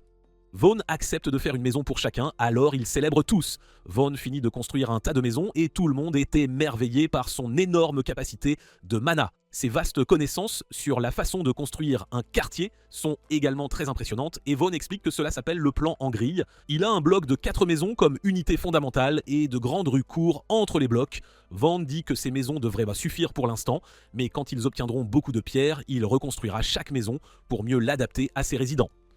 Vaughn a également construit un bain à côté de son manoir, simplement parce qu'il voulait se baigner. Il a opté pour un design simple pour la baignoire, et Pleuril a utilisé sa magie de l'eau pour remplir la cuve. Cette nuit-là, après avoir pris un bain, Vaughn peut enfin dormir dans un bon lit confortable. Le lendemain, on dit à Vaughn que grâce aux chevaliers, ils ont maintenant une tranchée autour du village. Vaughn en est très satisfait, mais il serait idéal pour leur défense de la remplir d'eau et d'en faire des douves. Au-delà de ça, ils auront besoin d'eau pour boire et pour le bain. Cela rend clair ce que devrait être leur prochain travail, alors Vaughn déclare qu'il est temps de trouver une source d'eau. Ils ont rapidement détourné l'eau d'une rivière voisine avec l'aide des grands pouvoirs d'Asparta. Il a instantanément creusé une tranchée de quelques mètres de long pendant que Dee et les autres l'étendaient à la main. Von a suivi derrière pour renforcer le fond et les côtés de la tranchée. Il y a beaucoup de distance entre la rivière et le village, alors Till dit que c'est tout un projet. On ne peut rien y faire, cependant, comme Vaughn le souligne, les gens ont besoin d'eau. C'est un travail difficile, mais avoir tout le monde tirant vers le même but est plutôt amusant. De plus, une fois que les conditions seront améliorées et moins incertaines pour les gens, il sera plus facile pour les marchands de venir. Ce sera essentiel car c'est la seule façon pour Vaughn de pouvoir vivre sa vie tranquille à l'avenir. Vaughn estime que ce travail prendra au moins une semaine, mais il est choqué lorsque les travailleurs lui font remarquer qu'ils peuvent déjà voir le village d'où ils sont. Vaughn décide d'arrêter pour aujourd'hui, mais Dee dit qu'ils atteindront le village en quelques heures s'ils continuent. Dee est impatient de continuer à travailler, mais Vaughn souligne que les autres sont prêts à s'évanouir. Dee considère cela comme un nouveau type d'entraînement, mais il réalise qu'il ne peut pas pousser trop loin. Le lendemain, Vaughn annonce à tout le monde qu'ils ont enfin achevé le canal pour amener l'eau au village. Il remercie tout le monde pour leur dur labeur et il dit à Esparta d'ouvrir la vanne. L'eau s'écoule et tous les villageois sont émerveillés. Les douves autour du village sont complètes et maintenant il sera vraiment difficile pour les bandits d'attaquer les murs du village. Vaughn craint que les douves ne débordent quand il pleut, alors il se demande s'il ne devrait pas aussi créer un lac derrière le village. Asparta pense que c'est une bonne idée car ce lac pourrait servir de réservoir, utile pendant les sécheresses. Van fait cela ensuite et les villageois n'arrivent pas à croire que tant de choses se produisent. Le village qui n'avait autrefois aucune voie navigable a maintenant un lac comme réservoir. Grâce à Vaughn, les villageois n'ont plus à se rendre à la rivière chaque jour juste pour aller chercher de l'eau. Le chef le remercie mais Vaughn dit que ce n'est pas nécessaire. Il est heureux que tout le monde ait accès à l'eau maintenant car la vie sera beaucoup plus facile pour tout le village. Cette nuit-là, nous voyons qu'une jeune fille appelée Dame Hart voyage avec quelqu'un nommé Panamera. Panamera dit qu'il y a encore un long chemin jusqu'à un certain village isolé, alors elle dit à Hart de se reposer. Le lendemain, Vaughn achève la création d'un gigantesque mur défensif appelé le rempart. Le mur du village n'était autrefois qu'un simple mur de terre, mais maintenant c'est une construction incroyable. Les remparts ont un sommet large, de sorte que les gardes peuvent ne même patrouiller sur le mur. Tout le monde est vraiment excité à ce sujet, car avec un rempart aussi solide, les villageois peuvent tout dormir sur leurs deux oreilles, même lorsque les bandits attaquent. Vaughn choque tout le monde quand il dit qu'il n'est pas satisfait de cela, car il veut que les villageois se sentent encore plus en sécurité. Vaughn essaie de fabriquer des arbalètes de base et tout le monde est stupéfait quand il a terminé. Ils disent donc que ces choses ne sont pas du tout basiques et qu'elles sont super impressionnantes. Vaughn a même attaché des boucliers à l'avant pour que les gardes puissent tirer des flèches tout en étant protégés des attaques ennemies. C'est vraiment stupéfiant et il est clair maintenant que Van peut fabriquer toutes sortes de choses avec sa magie de production. Leur village est relativement petit, mais Van est satisfait car il commence à ressembler à une ville-forteresse. Tout le monde est d'accord et ils disent que de simples bandits ne le conquéreront jamais, peu importe leurs efforts. Dee est sûr que si le roi savait ce que Vaughn pouvait faire avec ce pouvoir, il l'aurait nommé chef de la maison au lieu de le bannir dans ce village isolé. Le roi pensait que Vaughn était faible, mais un seul regard sur ce qu'il a fait à ce village montre clairement que son pouvoir est plus que suffisant pour le combat. Dee soutiendrait que Vaughn est plus puissant que quiconque, mais Asparta croit que son pouvoir est le meilleur pour la protection. Les deux commencent à se disputer, mais Vaughn les calme. Il dit qu'ils ne devraient pas se frustrer à cause de leurs circonstances. Ils doivent tous faire avec ce qu'ils ont et se battre. L'estomac de Jessa et Vaughn gargouille, alors Tula lui prépare un repas. Ce n'était pas facile cependant, car il manque d'ingrédients. Asparta dit que la défense du village est importante, mais ils doivent en faire quelque chose concernant les revenus réguliers du village. Ce village n'a aucune connexion à part quelques marchands qui viennent ici une fois par mois. Vaughn ne pense pas que cela doive être une priorité, car les récoltes du village sont capables de fournir amplement de nourriture pour le village. Cependant, Asparta souligne qu'ils n'ont pas les ingrédients pour faire les desserts sucrés préférés de Vaughn, et Vaughn change complètement d'avis. Ne pas avoir ces douceurs est horrible pour lui, alors Vaughn déclare qu'il est temps de trouver quelque chose que ce village puisse vendre. Khamsin pense qu'il devrait vendre ces blocs de bois que Vaughn peut fabriquer, mais Vaughn rejette l'idée. Les vendre ne fonctionnerait pas car lui seul peut travailler avec eux. Tout le monde donne ses suggestions, mais Vaughn peut dire que trouver quelque chose à vendre qui soit unique à ce village sera difficile. Plus tard, Van apprend que Tellenkampson ne veulent pas utiliser leurs armes. C'était pas que des cadeaux de Van, alors ils ne veulent pas les endommager. Van souligne qu'ils doivent apprendre à se défendre avec ces armes, alors ils doivent s'entraîner. Zara leur dit de ne pas s'inquiéter et il leur montre son bouclier du chevalier orc. Il est robuste et flexible, donc il sera doux pour leurs armes quand il bloquera avec. La première attaque de Khamsin n'a pas la moindre force, mais tout le monde est confus quand le bouclier finit par terre. Le bouclier est même coupé en deux, alors tout le monde est étonné que l'arme ait pu faire autant de dégâts avec si peu de force. C'est techniquement une épée en bois, alors Vaughan est surpris qu'elle ait pu couper si bien. Till répare notre bouclier et Orto arrive pour se demander ce qu'est tout ce remue-ménage. Il a apporté des minerais qu'ils ont extraits et il se demande si Vaughan voudrait les acheter. Orto explique que la forêt autour des montagnes voisines est remplie de monstres puissants, alors les gens ont évité cette zone. Cet endroit n'a jamais été exploité auparavant, c'est pourquoi ils peuvent donc trouver beaucoup de minerais rares sans même avoir à aller dans les montagnes. Ils ont pu trouver du minerai de fer, de cuivre, d'argent et même un peu d'or. Orto stupéfie vraiment notre héros, cependant, quand il révèle qu'ils ont trouvé du minerai de mithril. C'est une excellente nouvelle, car si tout cela se trouvait au pied des montagnes, alors les montagnes elles-mêmes doivent receler une richesse de ressources. Vaughan prend un peu de minerai de fer et il étonne tout le monde en le transformant en un bloc de fer solide. Il dit qu'il ne l'a pas fait fondre pour le rendre plus pur, alors il ne sait pas à quel point il est pur. Zara est vraiment excité, alors il se demande si Van peut lui fabriquer une épée avec. Van se sent mal à propos de ce qui est arrivé à son bouclier, alors il dit oui. Zara veut une épée longue et une courte, alors Van se met au travail.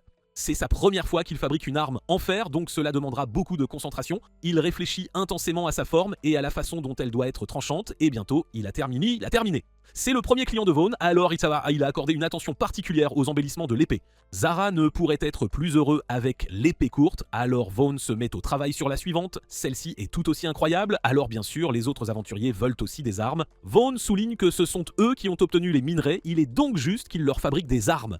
Quand il a fini, tout le monde est certain que Vaughan peut vendre ses armes pour beaucoup d'argent. Van regarde ensuite le minerai de mithril et il se demande à quoi ressembleraient que les armes s'il les fabriquait avec du mithril. Esparta est très intrigué par le mithril car il n'a jamais entendu parler de quelqu'un extrayant des minerais métalliques dans les bois. La seule explication est qu'il y a un donjon à proximité. Asparta dit à Vaughan que s'ils découvrent un donjon, leur situation changerait massivement. Des hordes de personnes et de marchandises commenceraient à affluer et à sortir de ce village. Cela rend Van vraiment excité car s'ils en découvrent un, l'importance de ce village augmenterait considérablement. Les donjons contiennent des tonnes de ressources avec des gemmes aussi précieuses que des trésors nationaux. Normalement, lorsque la guilde reçoit des nouvelles d'un nouveau donjon, elle ouvre une branche dans la ville ou le village le plus proche.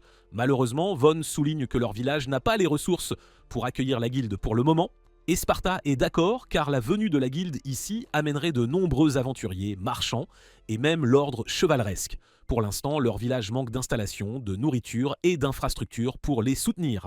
Si cette nouvelle se répandait, une nation voisine les attaquerait cherchant à profiter du donjon. En plus de cela, Von souligne qu'il est le mouton noir de sa famille. Si son père découvrait que le village où il a été envoyé avait réellement de la valeur, il serait envoyé ailleurs. Cela signifie que Vaughan doit développer ce village et produire des résultats avant de découvrir le donjon. Orto est du même avis, alors il dit qu'ils éviteront l'endroit où le donjon est susceptible de se trouver lorsqu'ils rassembleront des ressources. Vaughan sait que les aventuriers pourraient en gagner beaucoup en signalant cela à la guilde, alors il apprécie qu'ils se retiennent pour le bien du village. Quelque temps après, Von est satisfait de l'apparence de tout, alors il dit que cela conclut leur rénovation spectaculaire. Till se demande si Von n'est vraiment pas encore à court de mana car il a fabriqué des tonnes de maisons et d'armes. Von dit qu'il va bien et ne se sent qu'un peu fatigué. Jastan et un messager révèlent d'urgence que des lézards blindés approchent du village. Von ordonne immédiatement à tout le monde de rentrer à l'intérieur des murs afin que le pont-levis soit levé et la porte fermée. Tous les villageois sont terrifiés car ils savent à quel point ces monstres sont dangereux, mais Von n'a aucune peur. Il sait que tout le monde a peur de la bataille, mais il leur rappelle que la vie de chacun dans ce village dépend de ce qu'ils feront. Vaughan promet de se battre pour tous, mais il ne peut pas les protéger avec sa seule force. C'est pourquoi il dit aux villageois de lui prêter leur force afin qu'ils puissent tous protéger ce village ensemble. Les villageois sont prêts à protéger leur village, alors Vaughan leur ordonne de prendre les arbalètes. Khamsin explique que les aventuriers sont partis chasser, donc ils ne sont pas au village. Dans ce cas, Vaughan décide qu'il doit prendre part à la bataille, mais Till l'arrête. Il voit à quel point elle est sérieuse, alors il demande à Dee de monter sur le mur et de lui rapporter ce qui se passe. De cette façon, il peut donner des ordres à distance de sécurité, alors Dee accepte. Dee est horrifié par ce qu'il voit, alors il rapporte qu'il y a environ 40 lézards blindés. C'est vraiment grave car même un groupe de chevaliers vétérans aurait du mal à abattre un seul lézard blindé. Il n'y a pas de temps à perdre, alors Vaughn dit à Dee de charger les arbalètes. Tous les villageois suivent l'ordre de Dee et ils lancent leur première attaque. Les flèches semblent disparaître lorsqu'elles touchent les lézards et Dee réalise qu'elles les traversent.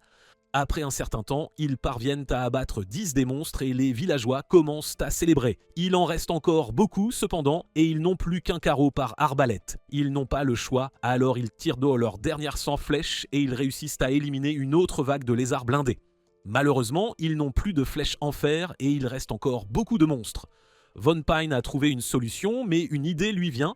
Il dit à Dee d'utiliser les carreaux en bois, mais les autres craignent que cela ne serve à rien. Les écailles de ces lézards blindés sont en acier, le bois et les flèches ne les transperceraient jamais. Dee lui dit de ne pas s'inquiéter car Vaughn a déjà défié ses attentes d'innombrables façons. Il a protégé ce village des bandits, puis l'a développé à un rythme incroyable. Dee ne doutera plus jamais de lui, il a donc décidé de faire confiance à Lord Van. Les villageois lancent les flèches en bois sur les bêtes et les chevaliers sont choqués de voir que les flèches se plantent dans leur tête. Ils se demandent si ça a vraiment marché et tout le monde commence à célébrer tandis que les monstres s'effondrent. Il est clair que les flèches en bois suffisent à abattre les lézards, alors Dee ordonne aux villageois de continuer à tirer. Il dit qu'ils festoieront de brochettes de lézards ce soir et les flèches commencent à pleuvoir sur les monstres. Bientôt, Dee annonce qu'ils ont gagné la bataille et tous les villageois applaudissent. Vaughn est félicité pour sa grande décision et il est juste content que ça ait marché. Les chevaliers évaluent la situation et sont très impressionnés. Non seulement ils n'ont eu aucune victime, mais pas une seule personne de leur côté n'a été blessée. Leur victoire fut écrasante et cela fait réaliser à Dee que Vaughn va devenir quelqu'un d'important. Plus tard, les villageois récoltent les lézards géants et Dee dit à tous de faire attention en conservant leurs yeux et leurs crocs. Les entrailles peuvent être jetées, mais ils doivent s'assurer d'extraire les noyaux magiques. La récolte va beaucoup plus vite que prévu et tout cela grâce aux incroyables couteaux que Vaughn a fabriqués. Vaughn arrive et voit qu'ils ont des tonnes de viande au village maintenant, ce qui signifie qu'ils peuvent faire un festin. Le festin a lieu cette nuit-là et Vaughn porte un toast à leur victoire. Les villageois pensaient qu'il n'y aurait jamais de jour où ils pourraient s'amuser dans ce village. Mais Vaughn a tout changé. Le chef est stupéfait car il est difficile de croire qu'un noble aime passer du temps avec des villageois de basse classe. Les amis de Vaughn leur disent que c'est normal, c'est juste la façon d'être de Vaughn. Ortho n'était pas là pour la bataille, mais l'histoire a pris tout son sens quand on lui a dit que les flèches en bois étaient faites de la même matière que leurs armes. Jazz et Dee les entendent-on parler de leurs armes, alors il déclare qu'il en achètera une à Vaughn aussi. Les autres chevaliers veulent aussi en acheter, mais Vaughn dit qu'il ne pourrait jamais les leur faire payer. Une fois les finances du village en ordre, il leur fabriquera toutes des armes gratuitement. Après, Ortho explique qu'il pourrait vendre les lézards blindés aux marchands et obtenir 20 pièces d'or pour chacun. Malheureusement, la plupart de la viande va se gâter et Vaughn devra payer des frais de transport. En tenant compte de cela, ils pourront probablement obtenir 8 pièces d'or pour chacun. Il en reste encore 40, donc ils obtiendront un peu plus de 300 pièces d'or. Vaughn fait la conversion et il est stupéfait quand il réalise que cela représente environ 300 millions de yens. Malheureusement, Esparta doit lui rappeler quelque chose. Quand un village gagne plus de 100 pièces d'or, il doit payer 50% sous forme de taxes. Il n'y a aucun moyen de garder ça secret non plus, car ça sera découvert immédiatement s'ils essaient de vendre autant d'un coup. Cela ramènerait le profit à 150 pièces d'or, mais le pire, c'est que le père de Vaughn apprendra à quel point ce village se porte bien. S'il apprend que cet endroit a de la valeur, alors il exilera Vaughn dans une autre région reculée. Esparta a une idée et dit qu'il pourrait essayer de rapporter cela au frère de Van, Mercia. Il pourrait lui donner la gloire d'avoir vaincu les lézards blindés et personne ne se douterait de rien. Plus tard, des marchands arrivent au village, mais ils se demandent donc s'ils sont au bon endroit. Ils sont déjà venus ici, mais ça ne ressemble pas à l'ancien village reculé dont ils se souviennent. Vaughn se présente comme le seigneur de ce village et ils le reconnaissent immédiatement comme le fils du marquis. Il est connu pour être un prodige, alors ils se demandent ce qu'il fait ici. Les marchands se présentent comme Marie et Rango, alors Vaughn les accueille dans leur village. À l'intérieur, les gars sont absolument stupéfaits quand ils voient ce que Vaughn a à leur vendre. Ce sont les matériaux des lézards blindés et les gars n'arrivent pas à croire qu'ils aient réussi à vaincre une si grande armée. Même les aventuriers craignent ces monstres géants, alors les gars ont du mal à croire que ce petit village en ait repoussé autant. Ils sont impatients de tout acheter, mais il leur faudra environ 1 mois pour tout transporter. Vaughn accepte car ces gars devront recruter plus d'hommes pour ce travail. Malheureusement, la viande ne restera pas bonne si longtemps, alors Vaughn leur dit qu'ils peuvent en prendre gratuitement. En retour, Vaughn aimerait qu'ils jettent un œil à certaines des armes qu'ils vendent. Les gars n'avaient aucune idée qu'il y avait un forgeron dans ce village et Vaughn ne leur dit pas que c'est lui. Les gars sont vraiment impressionnés par les armes, alors ils acceptent de les acheter au prix demandé par Vaughn. Vaughn va même plus loin en leur demandant s'ils voudraient aussi promouvoir les armes, mais ils hésitent. Les gars ne peuvent pas dire à quel point ces armes sont incroyables, alors ils ne veulent pas les partager avec d'autres marchands. Vaughn sait qu'ils veulent juste faire un bon profit, alors il a une idée. Il souligne que s'ils vendent les armes juste à l'extérieur du village, tout le monde découvrira d'où elles viennent. Les gens viendront au village les chercher et cela pourrait être une bonne opportunité. C'est pourquoi Vaughn dit que le gars devrait installer une boutique à l'intérieur du village avant de commencer à promouvoir. Ils feront le gros du travail pour faire connaître les armes et ils auront une boutique prête pour quiconque viendra les chercher. Les gars se demandent si Vaughn serait vraiment d'accord avec ça, alors Vaughn dit que oui, Vaughn construit la boutique tout de suite et les gars sont encore plus stupéfaits. Il venait de dire à Vaughn à quoi il pensait que la boutique devrait ressembler et il l'a fait en un clin d'œil. Juste à ce moment, nous voyons que les filles sont arrivées au village. Panamera est préoccupée par quelque chose. Alors elle dit qu'elle va découvrir si Vaughn est vraiment un prodige elle-même. À l'intérieur du manoir de Vaughn, Esparta explique que le village grandit à un rythme incroyable. Il croit que plus de gens viendront, alors ils doivent construire une ville qui peut accueillir 10 000 personnes. En développant le terrain, ils auront besoin de beaucoup de gens pour garder le village et administrer ses installations. De plus, Vaughn devra décider quel type de ville fortifiée ils veulent être. Les villes fortifiées carrées sont le design le plus courant, mais Vaughn a d'autres idées. Il veut utiliser un design en étoile car les attaquants devront passer du temps à conquérir les parties pointues pour s'approcher des parties principales. S'ils essaient de les ignorer, ils finiront par être attaqués sous 3 angles différents. Jess et Vaughn apprennent qu'un émissaire du comté de Ferdinando est arrivé pour le voir. Panamera se présente comme une chevalière et Hart se présente comme la plus jeune fille du comte Ferdinando. Hart est ici pour rendre hommage sur les instructions de son père, alors elle espère qu'ils pourront s'entendre. Vaughn cependant peut dire qu'ils sont en fait ici pour évaluer l'état de leur ennemi et éventuellement le rallier à leur cause. Panamera est impressionné par sa conclusion car il a raison. Vaughn s'est vu confier des terres entre le comté de Ferdinando et le royaume de Yelenida, alors Ferdinando se méfie de lui. Il craint que Vaughn ne mène les ambitions déplacées de son père. Panamera détermine que le fait que Vaughn ait été envoyé si loin signifie qu'il n'a pas d'aptitude pour la magie élémentaire. Vaughn savait que la nouvelle finirait par se répandre, alors il ne le nie pas. Il dit que les inquiétudes de Ferdinando sont injustifiées car il ne prépare rien avec son père. Vaughn dit qu'il a simplement été exilé ici par son père, mais Panamera ne le croit pas du tout. Elle souligne que Vaughn a transformé ce village reculé de 100 personnes en forteresse en quelques jours. Elle soupçonne qu'au moins 5000 hommes ont été envoyés ici avec Vaughn pour accomplir tout cela car leur objectif est de transformer ce village en un nouveau poste militaire. Vaughn la choque en riant juste à son visage et il ne peut que s'excuser. Elle était si sérieuse en disant tout ça, mais il y a un énorme malentendu. Vaughn explique que tout ce que son père lui a permis d'apporter était Khamsin et quelques-uns de ses bagages. Il dit que sa famille ne l'a même pas raccompagné, et Har est horrifié d'entendre cela. Panamera souligne que son majordome chevalier et sa femme de chambre sont ici, mais ils ont expliqué qu'ils sont venus d'eux-mêmes. Dee a même reçu l'ordre de retourner au royaume, mais il l'a simplement ignoré. Asparta dit qu'il est à la retraite et qu'il voulait juste passer du temps dans un joli village. Till dit que Vaughn se soucie des gens plus que quiconque, c'est pourquoi elle a décidé de le servir pour le reste de sa vie. Panamera est toujours sceptique, alors elle se demande comment le village a pu changer si vite. Vaughn détermine qu'il serait préférable de leur montrer, alors il les emmène dehors. Il dit qu'il va faire un rempart comme celui qui entoure leur village, mais Panamera n'arrive pas à y croire. Elle est stupéfaite quand Asparta précise qu'il est un grand mage élémentaire, mais ce mur ne suffira pas. Panamera sait qu'une fois que ce mur perdra son mana, il s'effondrera. C'est là que Vaughn intervient, alors il utilise sa magie pour transformer le mur de terre en rempart. Il utilise ensuite certains de ces blocs pour créer une porte juste devant leurs yeux. Les filles n'arrivent pas à croire ce qu'elles voient, et elles ne peuvent que se demander quelle est l'aptitude magique de Vaughn. Vaughn explique qu'il a une aptitude pour la magie de production, et ce n'est pas ce que les gens pensent. La société l'appelle la magie la plus malheureuse de toutes, mais ils ont tort. Hart est stupéfaite par cela, et elle a des visions de son passé. Vaughn explique qu'à l'instant où son père a appris son aptitude, il l'a chassé de leur maison. Panamera traite le marquis de fou car avec le pouvoir de Vaughn, il aurait pu étendre son influence de manière drastique. Il l'a exilé et maintenant il ne connaît même pas le pouvoir de Vaughn. Panamera est convaincue, alors elle révèle que la vraie raison de sa présence est d'offrir la main d'Hart en mariage. Vaughn peut dire que Ferdinando veut qu'il se marie afin qu'il puisse laisser son royaume tranquille. Vaughn explique qu'il prévoit de continuer à renforcer et à développer cette ville fortifiée, mais il ne voit de conflit avec personne. Il ne veut se battre avec personne, donc il n'y a pas besoin de mariage. Vaughn dit qu'Art ne serait pas heureuse ici, de toute façon, parce que c'est vraiment dangereux. Panamera dit qu'elle est venue ici pour empêcher le mariage, mais ses sentiments ont changé. Après avoir rencontré Vaughn, elle serait heureuse de le voir épouser Art. Il possède une grande clairvoyance et il a le pouvoir d'unir les gens derrière lui. Elle se demande ce qu'Art pense de l'épouser et elle doute qu'elle trouve jamais un meilleur homme.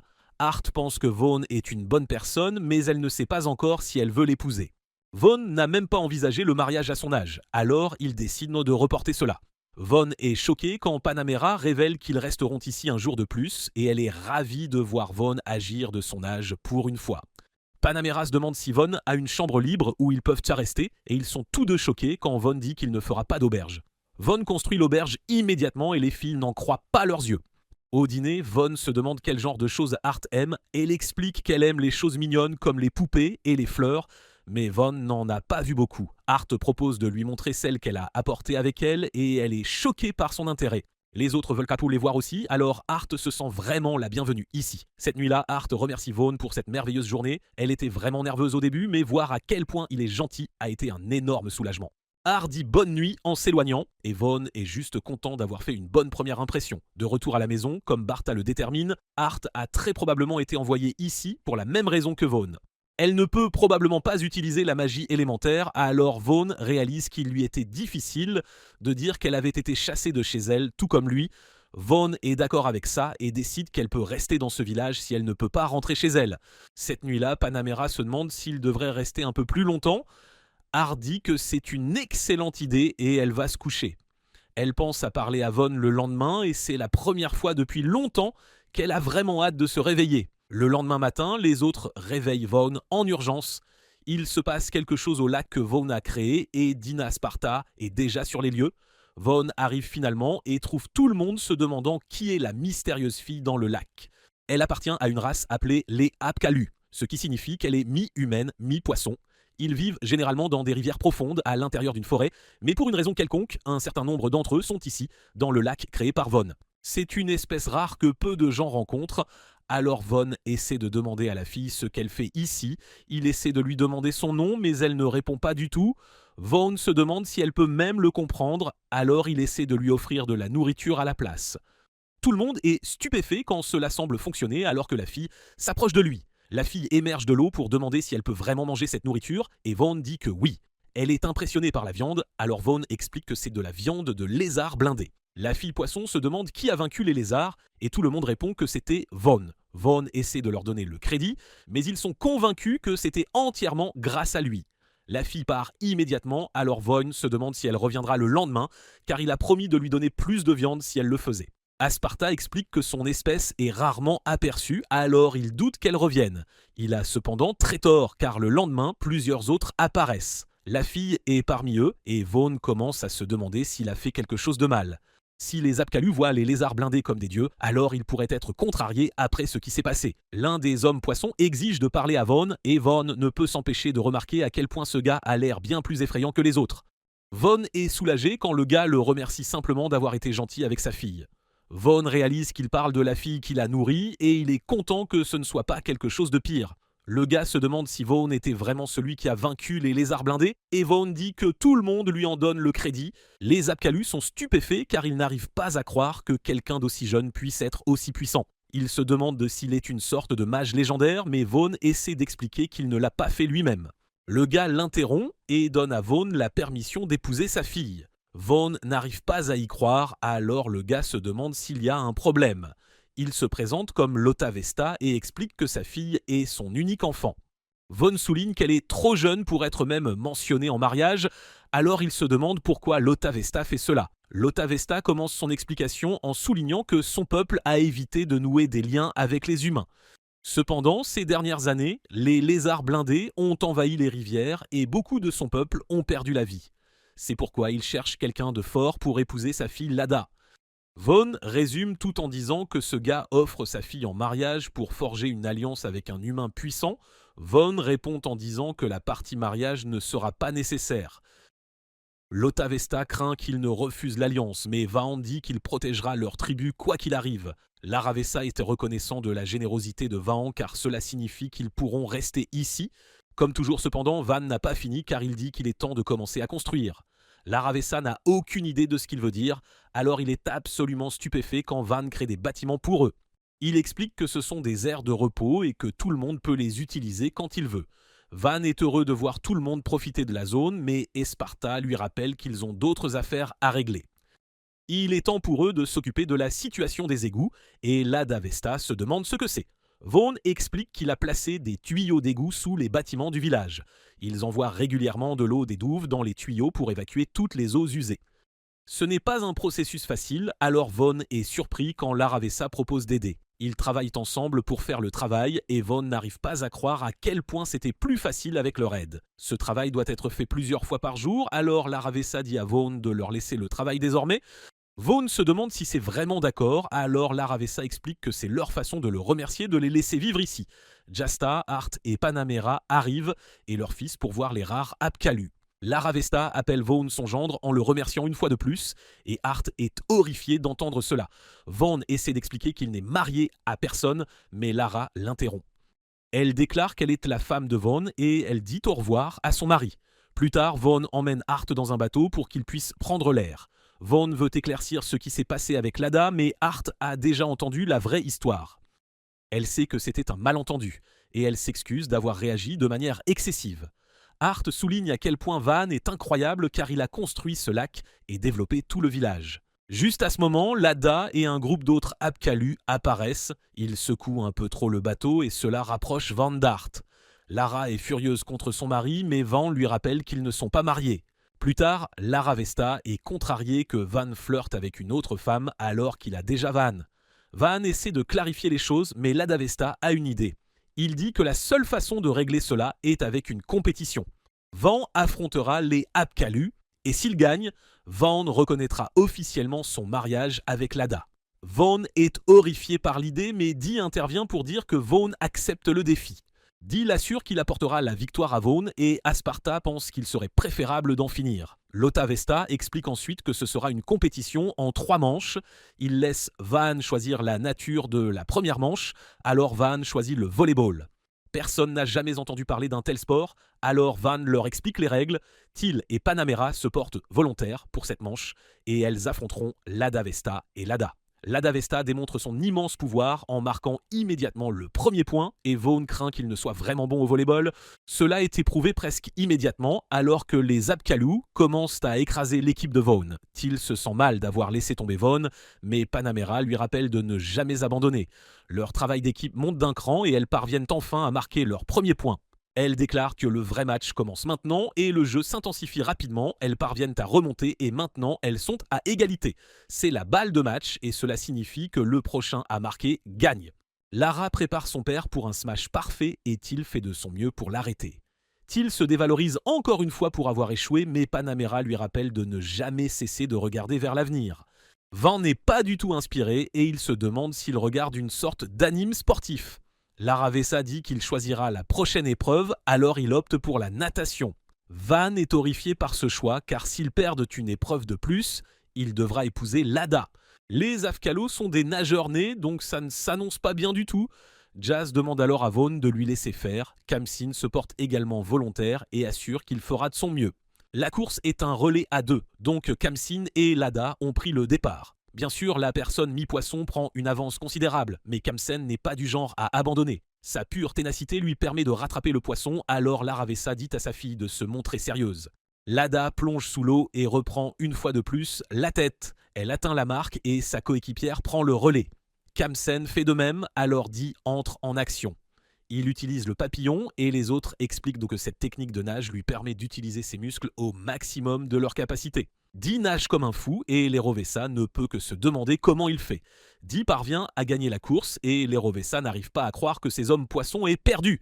Il reste une dernière épreuve, alors Lerovesa permet à Vaughan de choisir ce que ce sera. C'est alors que Vaughan crée un appareil que les autres n'ont jamais vu auparavant et il demande à Pluriel de lui faire de la glace. Vaughan utilise la machine pour râper la glace et y ajoute du sirop pour lui donner du goût. Bien sûr, les autres n'ont aucune idée de ce qui se passe, alors Vaughn révèle que la dernière épreuve sera un concours de vitesse pour manger de la glace pilée. Ils concourront par équipe de 2, alors Hart se porte volontaire pour être la coéquipière de Van. Le concours commence et les concurrents se mettent à manger la glace. Lara et son père découvrent immédiatement que ce ne sera pas facile quand ils ressentent la douleur aiguë du brain freeze. Lada Vesta se rappelle que c'est pour Lada, alors il continue de manger. L'équipe de Vaughn a aussi du mal et il commence à craindre d'avoir fait un terrible choix. Il voit qu'Hart n'abandonne pas, alors Vaughn se pousse encore plus. La compétition s'intensifie alors que tout le monde entre dans un état de flot alimentaire et que tout les encourage. La course est serrée jusqu'à la toute fin, mais finalement l'équipe de Vaughn l'emporte. Vaughn est content qu'ils puissent enfin laisser derrière eux toutes ces histoires de mariage, mais Lara Vesa l'appelle de nouveau gendre. Cette compétition lui a simplement prouvé que Vaughn est vraiment un homme digne de sa fille. Vaughn se demande quel était le but de toute cette compétition, mais Lara Vesa ne répond pas. L'estomac de Vaughn lui fait très mal à cause de toute cette glace, alors les autres lui disent, à lui et à Hart, qu'ils ont fait un excellent travail. Hart remarque que Vaughn est toujours entouré de visages souriants, et elle se demande si elle pourra un jour y arriver pour elle-même. Depuis le jour de sa naissance, son père était toujours occupé et elle était seule. Sa mère l'a confiée à une nounou et n'a montré aucun intérêt pour elle. Tout cela parce qu'elle avait été étiquetée comme un échec. Elle n'excellait en rien d'autre que sa magie de marionnettiste. En utilisant ses poupées comme des marionnettes, Hart a découvert qu'elle pouvait les bouger plus librement que son propre corps. Hart pensait pouvoir l'utiliser pour faire sourire sa mère, mais sa mère l'a juste punie pour lui avoir rappelé à quel point elle était inutile. C'est alors qu'Hart a appris pour la première fois que la magie de marionnettiste est considérée comme maléfique et qu'elle est détestée par la noblesse. Après ce jour, personne ne lui a plus parlé et elle est devenue quelqu'un qui était toujours ignoré. Quand elle a eu 10 ans, elle a été envoyée pour épouser Vaughan. Hart se sentait mal, mais elle a ensuite appris que Vaughan était comme elle. Vaughan ne peut utiliser que la magie de production et d'autres considéraient cela comme malheureux. Vaughan débordait toujours de confiance et il utilisait ses dons. Hart se demande maintenant ce qui se serait passé si elle n'avait pas arrêté de pratiquer sa magie. Elle veut être confiante comme Vaughn, alors elle est déterminée à faire un peu plus d'efforts. Plus tard, Vaughn dit à tout le monde ce qu'il prévoit, il veut construire encore plus de remparts autour du village, et il dit à chacun de travailler avec soin. Jess et Hart arrivent alors pour souligner à quel point la journée est donnée belle. Vaughn peut dire qu'elle semble plus énergique aujourd'hui, alors il réfléchit à la raison. Elle veut voir les choses comme Vaughn les voit, alors elle se demande si ce serait acceptable de le regarder pendant qu'il travaille. Vaughn est ravi d'entendre cela et il dit oui. Cependant, tout le monde ne passe pas une bonne journée car nous voyons que les aventuriers courent pour sauver leur vie. Quelque temps plus tard, Hart est stupéfaite de voir que le mur en forme d'étoile autour du village est terminé. Les murs semblent incroyablement solides et tout le monde remercie Vaughn car son aide leur a permis de terminer les murs en seulement 2 semaines. Le travail de Vaughn n'est cependant jamais terminé car il dit qu'il devra construire plus de maisons à mesure que de plus en plus de gens comme des marchands et des aventuriers s'installeront dans le village. Panamera est vraiment envieuse car elle a toujours rêvé d'avoir sa propre terre. Elle prévoit de se battre avec acharnement lors de la prochaine bataille dans l'espoir de gagner suffisamment de gloire pour demander son propre lopin de terre. Panamera fait remarquer que les arbalètes cette fois-ci sont différentes des autres. Vaughn confirme qu'il s'agit de la version améliorée de celle qu'il a fabriquée auparavant. Cette version a un haut et un bas qui peuvent tirer séparément. Elle peut donc tirer 2 flèches en même temps. Vaughn fait tester Khamsin et tout le monde est stupéfait de la puissance avec laquelle l'arbalète tire la flèche. Panamera n'arrive pas à croire que le village possède maintenant des arbalètes aussi puissantes et Vaughn la surprend en révélant qu'ils en ont maintenant une centaine. Panamera dit qu'elle paiera n'importe quel prix pour en acheter une, mais Vaughn explique qu'elles ne sont pas à vendre. Panamera est déterminée à en posséder une, alors elle dit qu'elle lui devra une faveur en échange. Vaughn est bien plus intéressé par cette offre, alors il accepte de lui en donner une et dit qu'il lui demandera cette faveur plus tard. Panamera dit qu'elle fabriquera elle-même les carreaux de fer pour les arbalètes, mais Khamsin pense qu'elle devrait au moins prendre quelques-uns des carreaux que Vaughn a fabriqués. Panamera se demande ce qu'ils ont de si spécial, alors Khamsin explique que cela a à voir avec tout ce que Van fabrique. Il lui montre l'épée que Van lui a fabriquée et elle est incrédule. Elle n'a jamais vu une épée de cette forme auparavant et elle pouvait dire qu'elle viendrait facilement à bout de n'importe quel ennemi. Khamsin se demande si elle a une épée de rechange qu'elle ne craint pas de casser, alors elle en sort une. Panamera dit que c'est toujours une épée très solide, alors elle serait impressionnée si Khamsin parvenait même à l'ébrécher. Khamsin utilise une attaque pour frapper l'épée, mais Panamera est confuse. Elle n'a presque pas ressenti d'impact et elle se demande si Khamsin a raté. Bien sûr, elle est stupéfaite quand son épée est coupée en 2. Camson dit que c'est grâce à l'épée de Vaughan, alors Panamera veut désespérément savoir de quel matériau cette épée est faite. Vaughan explique que c'est du fer ordinaire et qu'il a fabriqué les carreaux pour les arbalètes de la même manière qu'il a fabriqué l'épée. Vaughan dit qu'ils peuvent de même percer les lézards blindés et Panamera n'arrive pas à y croire. Bien sûr, cela lui donne envie de quelques carreaux de fer, alors Vaughan accepte de les lui donner. C'est alors que les aventuriers se précipitent désespérément vers le village en disant à tout le monde de courir. Ils sont suivis par un dragon terrifiant et cette chose est énorme.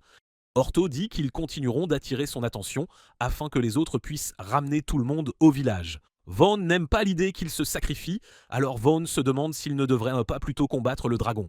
Cela ne ferait que mettre en danger les villageois, alors Vaughan se demande ce qu'il doit faire. Heureusement, Panamera intervient et dit qu'elle va donner un coup de main. Elle ordonne aux aventuriers de continuer à courir vers eux afin qu'ils puissent frapper le dragon avec les arbalètes. Panamera dit que c'est un dragon des forêts, un dragon de classe moyenne sans souffle et qu'ils vont le combattre. Elle ordonne à tous les villageois de se mettre derrière les remparts et Vaughan s'excuse auprès d'Art de l'exposer à un tel danger. Les dragons des forêts sont incroyablement puissants, mais Vaughan assure à Art qu'ils ont des arbalètes améliorées pour riposter. En plus de cela, qu'ils auront l'aide de Panamera. Il dit qu'ils ne pourront peut-être pas tuer le dragon, mais qu'ils ne perdront certainement pas. Vaughan ordonne à Tilt de ramener Art au village et d'appeler Dee et ses hommes. Au fond de lui, cependant, Vaughan sait à quel point les ennemis volants peuvent être terrifiants. Ce ne sera pas bon s'il atteint le village, alors il dit aux autres de préparer les arbalètes. Il veut d'abord faire tomber le dragon du ciel, alors il leur dit de viser ses ailes. C'est alors qu'un des aventuriers tombe et il dit aux autres de le laisser derrière. Orto refuse et il essaie d'attirer le dragon vers lui. Ça ne marche pas, alors Zara n'a pas d'autre choix que de lui lancer son épée. Le dragon le poursuit maintenant, alors il dit à tout le monde de l'oublier et de courir au village. Zara s'attend à ce qu'ils ignorent sa demande comme ils l'ont fait pour l'autre gars, alors il est choqué quand ils ne sont pas d'accord. Orto dit que Zara est le plus rapide d'entre eux, alors il est sûr qu'il ira bien. Panamera ordonne aux gardes de lancer la première attaque, mais c'est inutile. Ils ne peuvent pas toucher le dragon rapide, alors Vaughan essaie de trouver une solution. Panamera déclare qu'elle est la mieux placée pour combattre le dragon, alors elle s'en occupera elle-même. Vaughan n'y croit pas au début, mais cela a du sens. Panamera a gagné la confiance de son empereur à un si jeune âge, ce qui signifie qu'elle doit être une mage élémentaire de première classe. Elle le rend très clair en utilisant son puissante attaque de javelot de feu. Son sort est si puissant qu'il fait tomber un dragon du ciel et provoque une énorme explosion. Tout le monde est émerveillé par son immense pouvoir, mais le dragon n'en a pas encore fini. Vaughan réalise maintenant qu'il est devenu arrogant après avoir vaincu les lézards. Ce dragon l'a humilié car il est à un niveau complètement différent. Vaughan ordonne à tout le monde de tirer toutes les flèches, mais le dragon continue son approche. Ils ont réussi à endommager ses ailes, donc il ne peut pas voler aussi facilement. Le dragon est incroyablement intelligent, cependant, car il prédit leur prochaine attaque. Vaughan est content de voir que tout le monde est entré à l'intérieur des murs extérieurs, mais il sait qu'ils seront en difficulté s'ils n'atteignent pas le village. Il aimerait aussi battre en retraite, mais il n'y a pas le temps. C'est alors que Panamera dit qu'elle lui donnera le temps dont il a besoin. Son attaque est féroce et Vaughan réalise que c'est un véritable summum de la magie du feu. Si elle n'avait pas affronté un dragon, ce pouvoir serait dévastateur. Panamera dit qu'elle va retourner en arrière en premier afin qu'il puisse nous préparer plus de défense. Les autres fuient vers le village et nous voyons que le dragon est retenu par les flammes de Panamera. Vaughan commence à revenir ensuite, mais le dragon est terrifiant.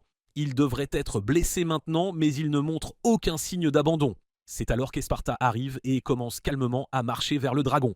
Vaughan essaie désespérément de lui dire qu'il devrait battre en retraite, et il dit qu'il ne courra pas à moins qu'Esparta ne soit avec lui. Esparta ne peut pas accepter cela. Alors il dit à Vaughan de le laisser gagner du temps juste cette fois. Il se retrouve face à face avec le dragon, et il utilise son mur géant pour se séparer de la bête. Le mur s'effondre sur le dragon, alors Esparta dit que cela devrait leur faire gagner juste assez de temps. Vaughan est stupéfait, mais il pense aussi qu'Asparta est beaucoup trop décontracté. Il dit à Asparta de courir au lieu de simplement marcher, mais Asparta dit que courir est mauvais pour les os. Khamsin assure à Vaughan qu'il restera aux côtés d'Asparta afin qu'il puisse retourner au village en courant. Vaughan commence à courir, mais le village est encore très loin. Les aventuriers ont aussi du mal, alors Vaughan détermine qu'il devra leur faire gagner plus de temps. Vaughan décide de réclamer sa faveur à Panamera, alors il lui dit d'immobiliser le dragon la prochaine fois qu'elle en aura l'occasion. Si elle peut le maintenir avec sa magie, alors les autres pourront tirer toutes leurs flèches pour finir le travail. Ils ont besoin de temps pour préparer les arbalètes, mais leur dragon est déjà de retour. Heureusement, Dee et ses hommes arrivent juste à temps et ils chargent droit sur la bête. Vaughn fait remarquer qu'ils ne sont que 3, mais Dee leur assure qu'ils iront bien. Ils ont les armes que Vaughn leur a fabriquées, alors ils sont confiants de pouvoir gagner. Dee et ses hommes affrontent le dragon, mais leur dragon est trop puissant. Ils sont en mauvaise posture, alors que le dragon s'apprête à mettre fin à leur vie, mais Asparta les sauve avec son mur. Vaughn dit qu'ils sont prêts maintenant, alors il ordonne aux chevaliers de se mettre en sécurité. Il dit ensuite à Panamera que c'est son tour, alors elle prépare son attaque de souffle ardent. Cette attaque est incroyablement puissante, alors le dragon est incapable de bouger. Vaughn dit ensuite à tout le monde de tirer toutes les flèches et elles pleuvent sur le dragon. Tout le monde attend de voir si la bataille est enfin terminée, car on ne sait jamais ce qui va se passer. Dee s'en approche, mais il est d'une manière ou d'une autre toujours en vie. Il essaie de l'attaquer, alors Dee porte le coup de grâce. Il gagne enfin la bataille, alors Vaughn dit à tout le monde d'élever la voix en signe de victoire. Tout le monde commence à applaudir et les filles arrivent pour voir si Vaughn va bien. Panamera félicite Van d'avoir donné d'excellents ordres et elle le félicite d'avoir abattu le dragon. Les villages ordinaires auraient été rayés de la carte, mais Van et ses héros ne sont pas ordinaires.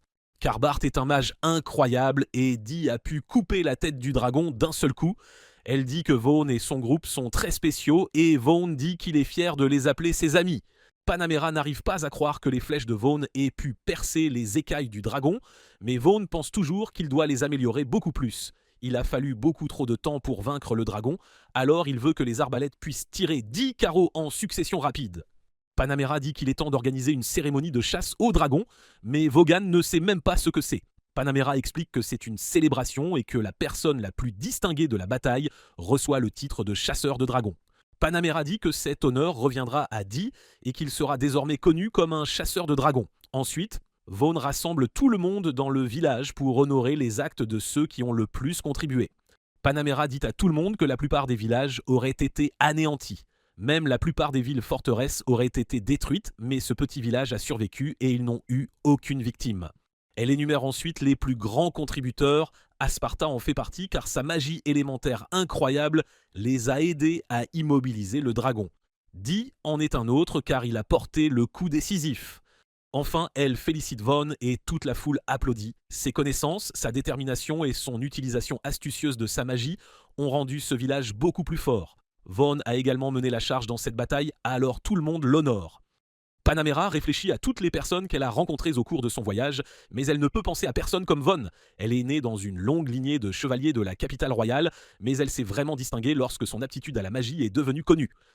Elle a été rapidement confiée au pays qui offrait le meilleur rendement pour elle et son entraînement exténuant a commencé.